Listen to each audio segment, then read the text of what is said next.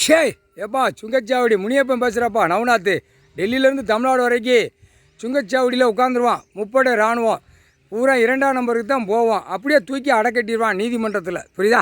போட்டாச்சு கணக்கு. இதை ஆட்டாமுட்டிக்கா லாக் பண்ணிடுவார். ஐயாவே நீதி அரசரே, இது பெரிய கணக்குப்பா. போட்டாச்சு, இந்த கணக்கு போட்டாச்சு. சுங்கச்சாவடியில் போய் நீ உட்காந்து ஆட்டு அந்த கணக்கு வரையில் பிடிச்சி இராணுவம் முப்படை அப்படியே நின்று ஒவ்வொரு வண்டியாக செக் பண்ண உள்ளே தள்ளிக்கிட்டே இருப்பாங்க. பூரா கிரவுண்ட் வச்சுருக்காரு ஐயா, கிரவுண்ட் வச்சுருக்காரு. மேற்கு தொடர்ச்சி மலைக்கு அடிவாரத்தில் கொண்டு போய் போடுங்கடா.